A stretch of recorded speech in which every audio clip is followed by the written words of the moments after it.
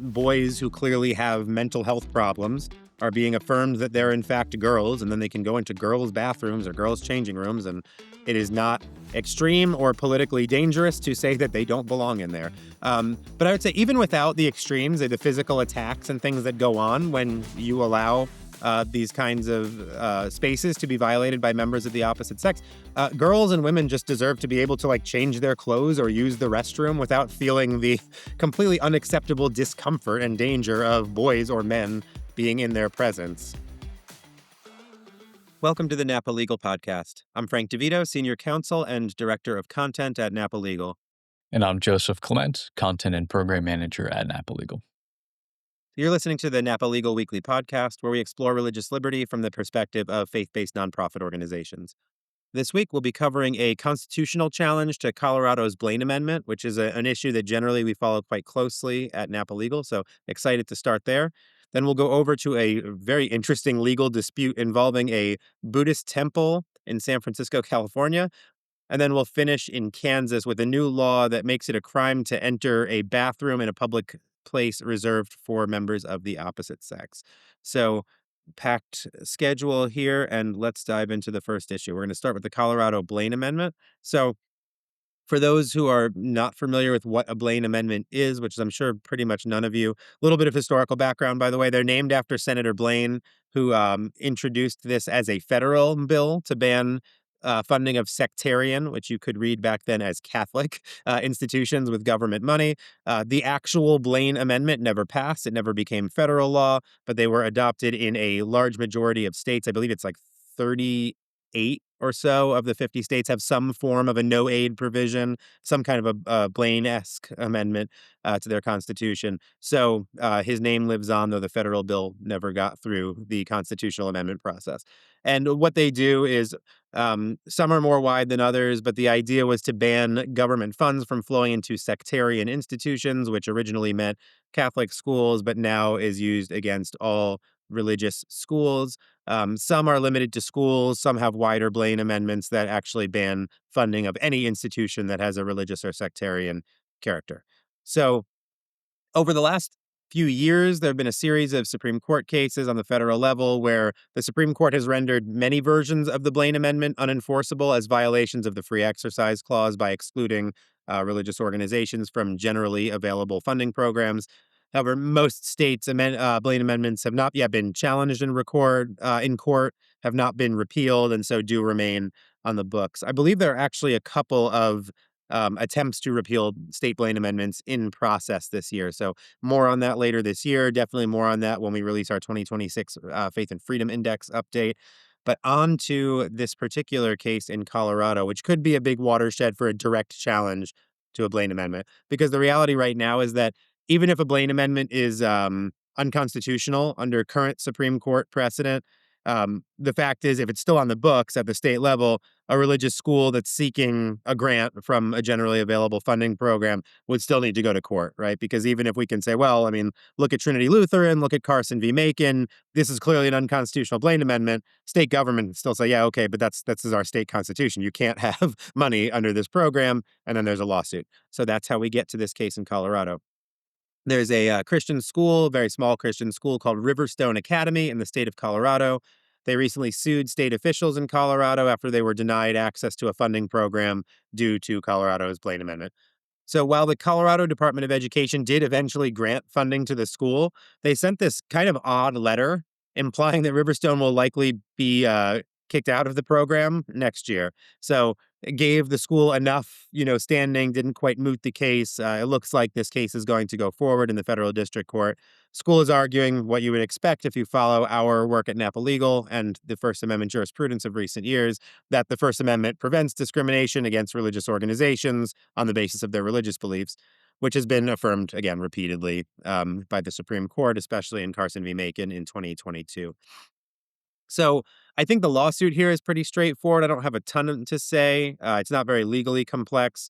It's interesting because this takes the Supreme Court precedent and takes direct aim at a Blaine amendment, right? This isn't just a generally available program where the statute says, we're funding schools, but not religious schools. And then you're suing and saying, well, your statute violates the free exercise clause. In this case, Colorado is directly relying on its Blaine Amendment to say we cannot fund schools like Riverstone Academy because of our state Blaine Amendment, which again sets up a direct challenge to a Blaine Amendment as a violation of the free exercise clause. So First Liberty is representing this Riverstone Academy. Again, I read through the complaint. Argument's pretty straightforward. First Liberty starts its complaint by saying what basically sums up the whole argument. The Supreme Court has repeatedly held that a state violates the free exercise clause when it excludes religious observers from otherwise available public benefits. And that's the whole gist of the complaint. So just a couple quick things I want to note here is, first of all, I'm curious to see how this plays out procedurally, like how it will or will not go up the courts, right? This could go one of two ways. The lower courts could decide that this case is somehow distinct in its facts from Carson v. Macon, right? Again, this is funding that's a little more direct. This has always been, to me, a distinction without a difference, but there's been some hesitation of extending the logic of Carson v. Macon, though I don't really see how it holds up, because if you remember, Carson v. Macon was about vouchers given directly to parents who live in rural areas where there is no public school close by. So it was a voucher to pay part of the tuition for a private school.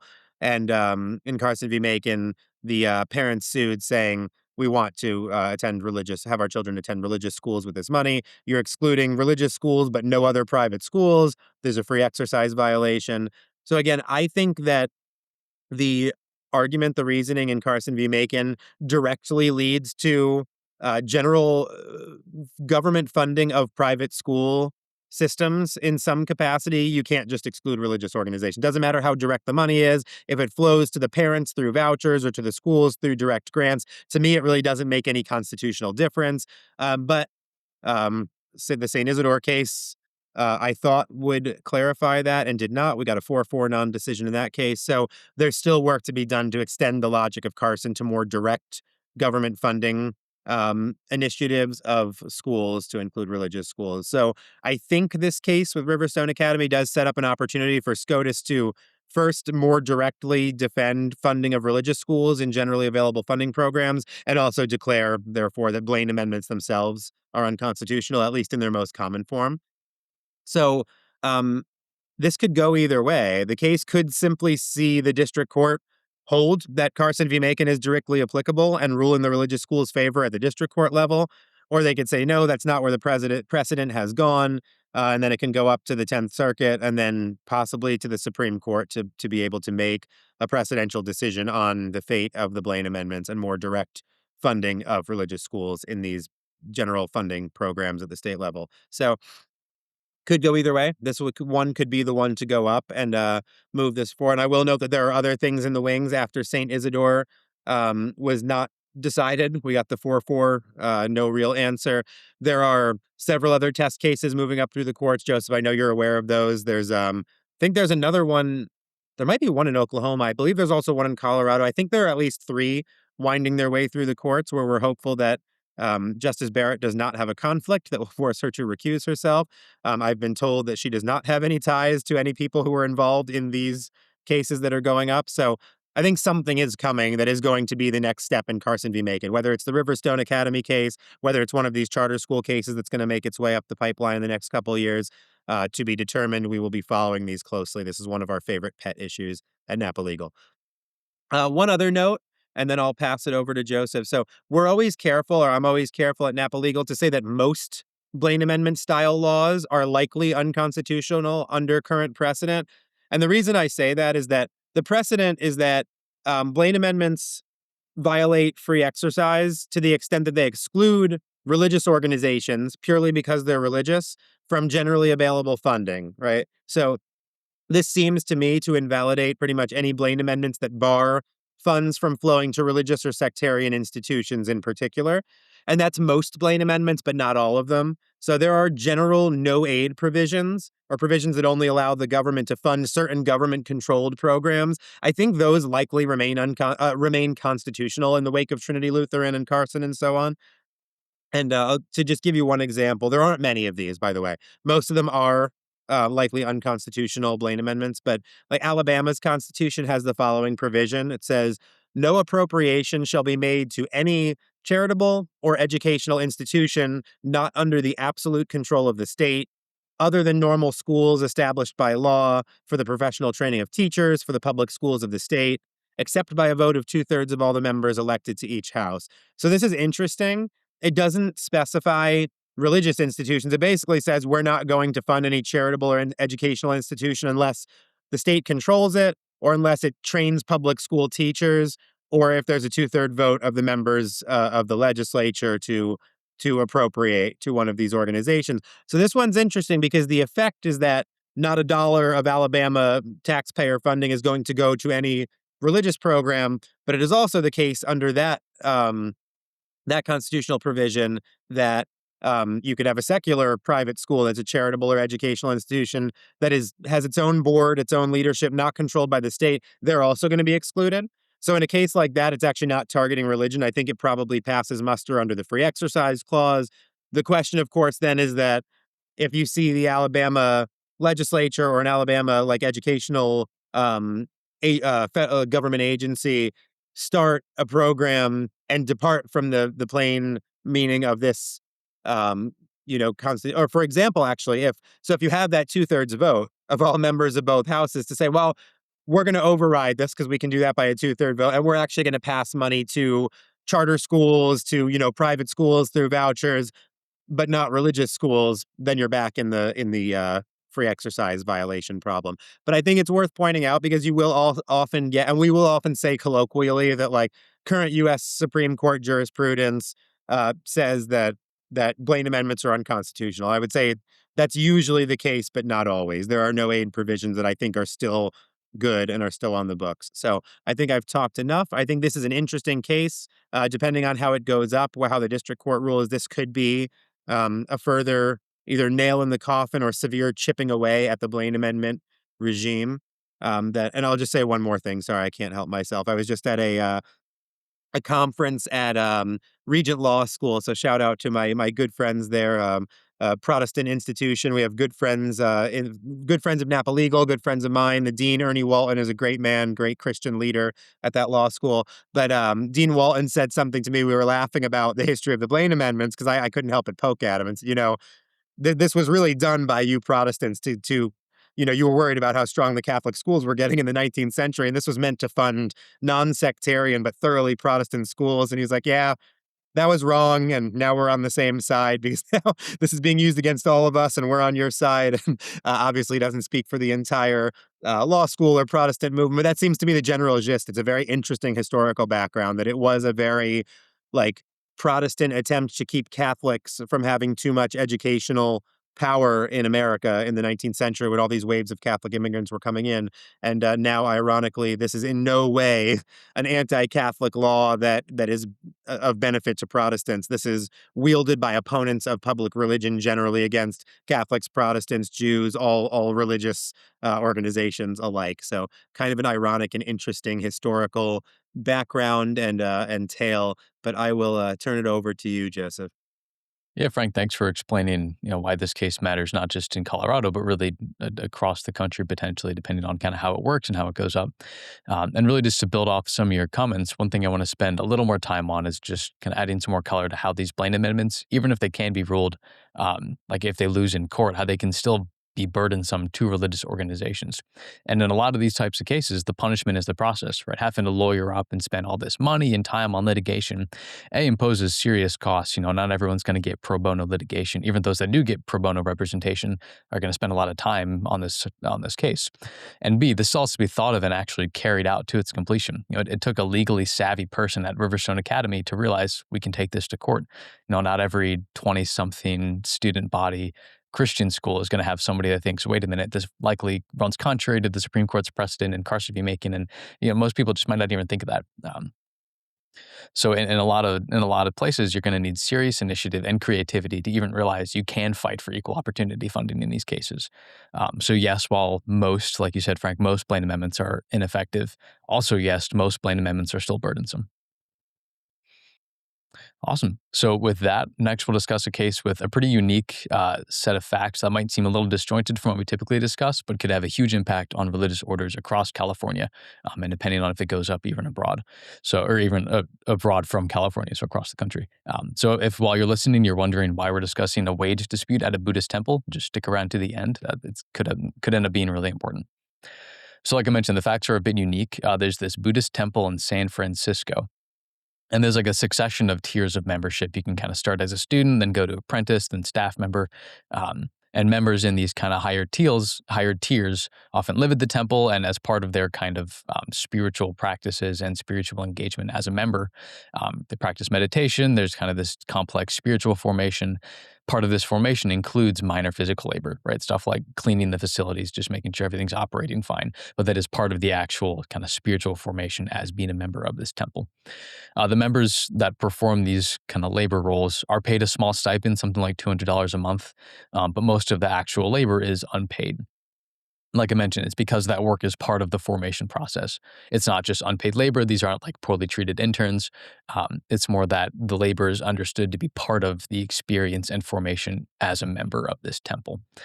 They have religious reasons to engage in humble work and not take a salary, right? The members of this temple, in this particular circumstance, don't take vows of poverty like a Catholic Franciscan or something like that. But there is this sense of, not wanting what is worldly throughout kind of their spirituality and prayers. They chant, "I vow not to take what is given. I vow not to be avaricious." So really, because of the spiritual formation they go through and the kind of temperament that they bring to their charism, they don't take a salary even for this work, which is a common practice in kind of other denominations as well. Now, there's this woman named Lorenzo who lived and worked at the temple for a few years, worked through the tiers of membership up to like the point of apprentice, before actually she was asked to leave in 2018. I don't know how exactly that looked, but she was asked to leave. And then about a year and a half later, she sued the temple for uncollected wages. She basically said that I worked here for years, I was given less than minimum wage, so the temple owes me a bunch of money for all that time that I put in when I wasn't being paid under California law. And Lorenzo won at the appellate level. The temple recently appealed to the California Supreme Court. The case is currently pending. There's been a good number of amici, such as Beckett on behalf of the Catholic University of America. She might be thinking, why is this major Catholic organization working to defend a Buddhist temple in an employment and wage claim? And it has to do with the actual question in this case, which is whether or not the ministerial exception can apply in wage and hour disputes. So we've talked a lot about church autonomy and the ministerial exception in the past few weeks, so I won't go through kind of everything there. Frank actually just published a great piece on our website, kind of giving a comprehensive look at the ministerial exception, its development. But I'll give kind of the 60-second version as it's relevant to this case. So church autonomy, deeply rooted in the First Amendment, it's been developed by the Supreme Court for at least 70 years in Kedroff. It's basically this idea that civil courts have no jurisdiction to decide on matters in faith and doctrine for religious organizations. Right? Just civil courts don't exist to decide ecclesiastical or religious matters. They weren't created to, decide on things for churches that are internal decisions. That's just not the jurisdiction that they have. It's not where they have a right to make decisions on. So part of the church autonomy doctrine is the ministerial exception. This gives religious organizations essentially total authority to decide who its ministers will be. This first came up at the Supreme Court in a case about 14 years ago called Hosanna Tabor, where basically there was this Lutheran school. They fired a religious instructor who missed an extended period of time because of illness. That teacher or instructor is kind of a special role, but that minister sued the school and claimed discrimination based on disability, said you fired me because of vindication for me taking time off for my disability, violates federal law. The Supreme Court ended up ruling in favor of the Lutheran school and explained that the First Amendment protects the rights of religious organizations to decide who its ministers will be. Since then, there's been a lot of clarification at the Supreme Court about what a minister is, but the core of the doctrine has remained the same. And this typically applies when an employer who performs vital religious duties, that's kind of the definition now of a minister, is fired for what he feels is an unfair and discriminatory reason. That case gets dismissed because of the exception and because of the leeway offered to religious organizations. So most of the time, this is an employment dispute. Somebody gets fired, they say I was discriminated against, so they eventually their case gets dismissed because the former employer invokes ministerial exception, or they don't invoke it in the church. The court decides it kind of from the outset. Now, in this particular case, it's not somebody was fired, and there's also no dispute about whether Lorenzo is a minister. She accepts that for the purposes of the exception, she's a minister. And it's not, again, she wasn't fired for discrimination. She's suing for wage and labor. So really, the fight is over if this exception can apply to this type of lawsuit, not just one that's non-discrimination laws, but one that's over unpaid wages. And like I mentioned, the appellate court said, no, this doesn't apply. If Lorenzo was claiming to have been discriminated against, fired because of like her age or something like that, she'd pretty clearly lose. But here, the exception does not give a, quote, general immunity from secular laws. That's language from a 2021 case called Our Lady of Guadalupe, which kind of expanded upon the definition of a minister. But the court decided that the ministerial exception doesn't exempt religious organizations from following minimum wage laws as applied to ministers. And I really do want to stress that minister part. We're going to come back to that. So that's kind of what's going on here is, does the ministerial exception apply to wage and hour claims? And I want to spend a moment on a great point brought up by Beckett about why this is so important in its amicus brief, and it's what the impact would be if the ministerial exception cannot apply to these types of claims. And really what would happen is that religious programs that require work as part of the vocation and the formation could be rendered practically impossible. And this particular amicus brief used the examples of Catholic seminarians and like Benedictine Catholic orders. So for a seminarian, work is a part of the formation that the seminarian receives. It's not just like an added on thing where, hey, we have this source of labor, so let's use it. No, for the actual individual seminarian, he works as part of his religious formation. Similarly, for a religious brother or a religious sister, work is living out your vows. That's a central part of your vocation as a religious brother or sister, right? It's not just unpaid labor, but it's a substantial part of the practice of religion for these religious ministers that perform vital religious duties. So like if a court tells an order of Benedictines that they have to pay their brothers at least minimum wage, that makes the actual life of a brother next to impossible. Um, and there's a similar story for seminarians, right? In California in particular, the minimum wage is over $19 an hour. That turns to about $40,000 a year. So the religious formation and work of a seminarian or Benedictine isn't really possible if they're all owed 40 grand a year. And I'll close with this, and again, really stressing this minister part.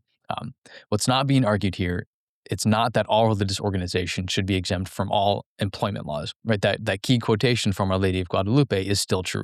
Religious organizations do not have absolute immunity from all secular laws. That's not what's at stake here.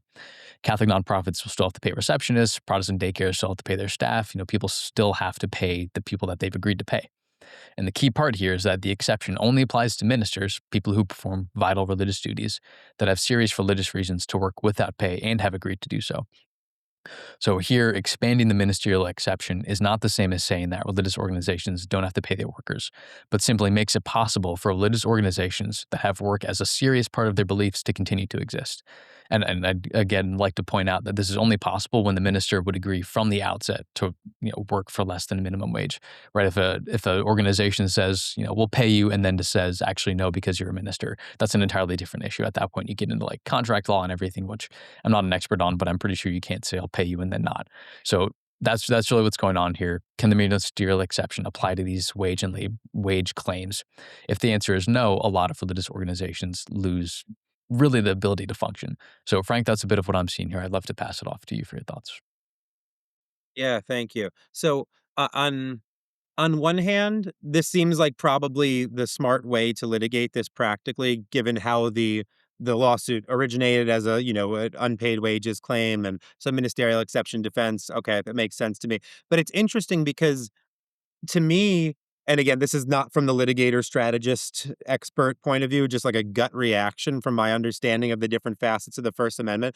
This is something different, right? The ministerial exception, like you have a ministerial job, right? The priest, the pastor, the religious teacher, the catechist. You can expand that, as we've seen, to various teachers of secular subjects, customer service reps who help spread the gospel. Okay, these are ministers, but it is an employment relationship, right? Like they get wages from the organization in exchange for a performing the duties in a job description. Like that's a job. It's a ministerial job, but it's a job to me. And again, I was in the seminary. I was in a religious order. I lived in a monastery. The arrangement is something very different. It's not a job. Like, I mean, if you want to classify it as a ministerial position to make this lawsuit work, again, I'm not opposed to that, but this is just something different. This almost strikes me as like a greater church autonomy problem, that the question of what is, in the case of like a religious order, what is a novice or a seminary? What is a seminarian? What is that role? To say it's not a job, it's formation for, entrance into this community to take lifelong vows and all of this. And so work is part of it, formation is part of it, education is part of it. Um, that's like a bigger question of religious, ecclesiastical governance and doctrine to me. Like, no, we don't. We're not advertising every year for, we need to hire three new novices to come join the monastery. This is a religious calling and a response to a calling and formation for a life. This is something very distinct, at least philosophically, religiously, from a job. So I almost think it's just not a fit into this law, that this is like a greater church autonomy problem for to come in and talk about minimum wage. Like, no, this is categorically distinct from a wage earning position, I think. But then also, if you're doing apples to apples comparison, like, come on, what you're getting minimum wage, X amount of dollars a year. It's like, okay, but in exchange, like, if we really want to do dollar for dollar analysis, you're getting room in San Francisco, California. You're getting board, you're getting fed, you're getting educated. If the Buddhist temple in this case really wants to itemize, what would your rent be for a room? What would your 3 meals a day be? What would your the cost of tuition for the education we're providing? Like, if you really want to do that, that's just a headache for everybody, because my guess is, for one, the amount that the novice or the person in formation there is getting probably exceeds what they would be earning in minimum wage there.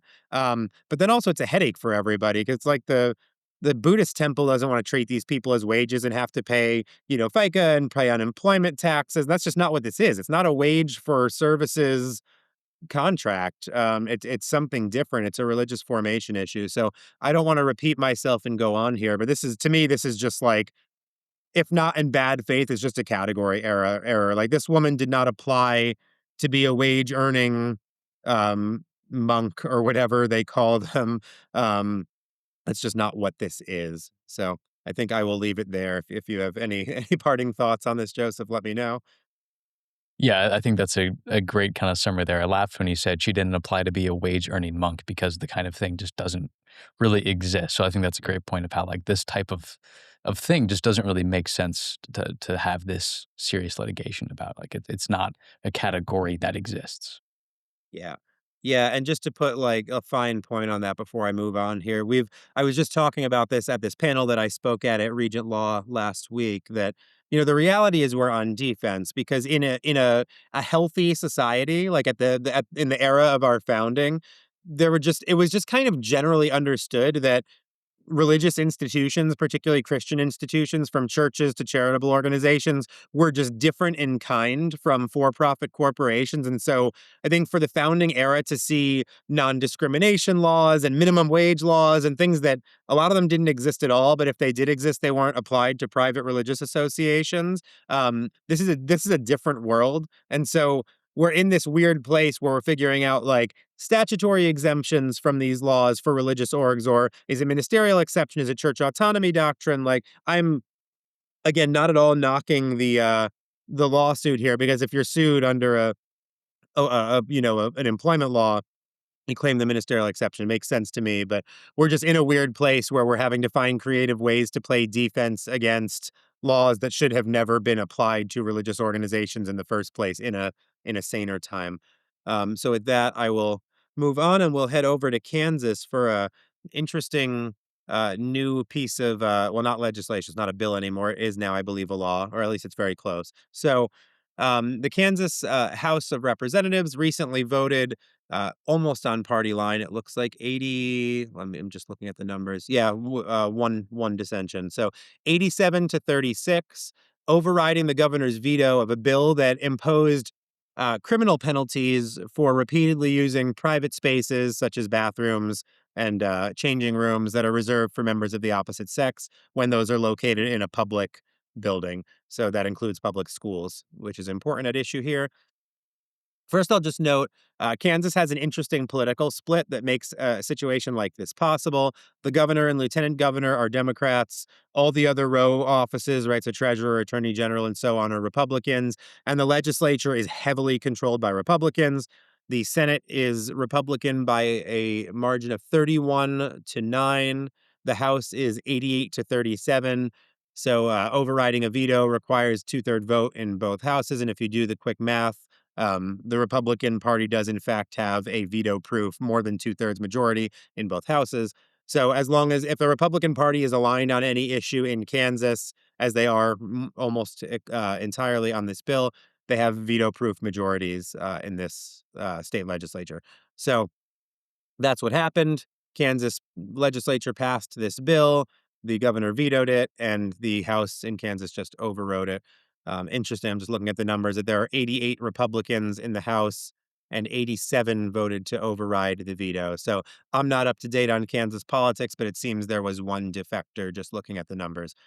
Anyway, so the new law, as you wrote in our weekly email, Joseph, builds upon legislation in Kansas from 3 years ago now that legally defined sex as an immutable result of biology in the state of Kansas. Several other states do have legislation similar to this, but I think Kansas is one of the few that actually imposes some criminal liability for repeat violations of things like single sex bathroom or changing room laws. So quickly, just want to point out the bill does two different things that I think are important enough to warrant a minute of discussion here. One, on the individual level, the penalties for entering a space designated for the opposite sex in violation of the law escalate, which I think is just. First time somebody violates this, right? A man who I guess identifies as a woman goes into a woman's restroom or changing room. First time you get a written warning that lays out the violation. Second time you get a civil fine, which I think can be up to $1,000. Third time and beyond, it's a criminal misdemeanor.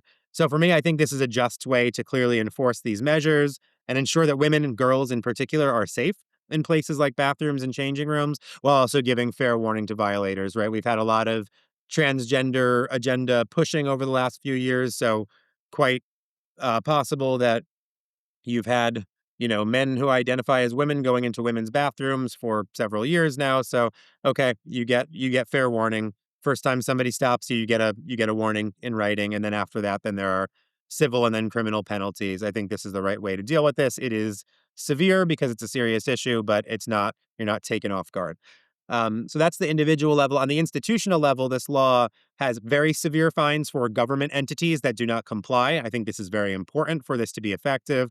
$25,000 for the first violation by a government entity, then $125,000 for every subsequent violation. Then I think there are additional like daily tack on fines for every day that you're not in compliance. So this is important to ensure that schools and other public entities, but I'm particularly concentrating on schools because I think that's a lot of where these fights are happening, don't simply ignore the law, right? Especially you'd see it like this red state, quote unquote, that, is going to pass something like this that's culturally conservative in this day and age. And then you have like a school district or a city that is, maybe on the opposite side of this issue and, decides they're going to make their public schools continue to allow boys in girls' bathrooms. You quickly have a problem. So these government entities like public schools and so on, they don't have an excuse like the individual might, right? They're government entities. They can't plead ignorance. They know this is going on. They've clearly gotten, they're going to get guidance and notice from the state that this is now a law. They have to comply. They're not being taken unawares. Um, it's a very public change to the law, and I think these institutions should indeed be fined heavily as soon as violations occur if they're going to ignore the state law. So I want to final note. This is not about culture war political statements. This is not a messaging bill. This is really about keeping people, and again, especially girls and women, safe. The Kansas Family, what is it called? Leaders of the Kansas Family Voice, which is a Christian advocacy organization in the state, said that the bill restores long-standing expectations, and these are long-standing expectations for shared spaces where privacy and safety are paramount. I'm not going to go back into the history of specific problems we have seen over the years, but there are more than a few cases in these last, the last decade or so since the transgender craze went mainstream of males who identify as female entering female spaces, bathrooms, changing rooms, and committing sexual assault. Quite frankly, this has happened. A lot of it has been documented. There have been arrests. There have been controversies. Again, I won't name any particular county or school district that might be very near to where you're sitting in DC, Joseph, but they've happened. Really scandalous and terrible things. Because again, boys who clearly have mental health problems are being affirmed that they're in fact girls, and then they can go into girls' bathrooms or girls' changing rooms, and it is not extreme or politically dangerous to say that they don't belong in there.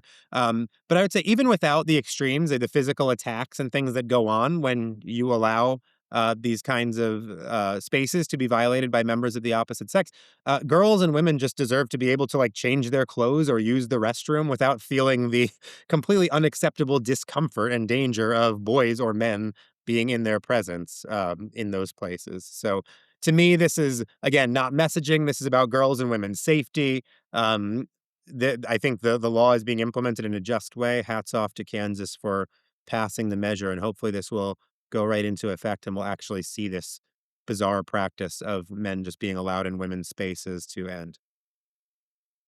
Yeah, Frank, like you said, thank you for kind of summarizing what's going on and giving the basics of how this law also works. I loved your kind of explanation of how there's this progression and it's kind of a just way so that no one's going to be caught off guard and think, wait a minute, when did this happen? All of a sudden you're facing criminal penalty. That's not how this actually works. And I would just like to add that while I wasn't around 50 years ago, if you ask an average person, is it legal for a man to go into a woman's bathroom or a woman's locker room? I have to imagine they'd probably say no. This is a common sense idea. And honestly, while I was kind of born into this moment, it's strange to me that a state needs to go so far as overturning a governor's veto to make it for a crime for a man to go into a woman's bathroom or into a woman's dressing room several times, right? Um, and like you said, Frank, even without the big public extremes in cases of sexual assault, women deserve a private restroom. Girls deserve a private space. Not every unjust encounter of this sort leads to litigation and sentencing. So just cutting them out with a new law like this, even notwithstanding those big incidents that lead to kind of these big sentences, it's entirely necessary, even without those extremes. Yeah, absolutely. All right. Well, on that note, thank you all for joining us for this episode of the Napa Legal Podcast. So if you enjoy the content we put out, we always appreciate it if you like our podcast and subscribe to our channel on YouTube, Spotify, wherever you're listening from. If you want to see what Napa Legal is up to, and if you want to attend our events, view our new content, and especially to financially support our initiatives, we always appreciate your support, and you can do so at napalegalinstitute.org. So we hope you'll join us next week as we continue to highlight and discuss some of the most important ongoing legal issues that affect religious liberty and particularly the work of faith based nonprofit organizations. We'll talk to you next week. Thank you for joining us, and God bless you all.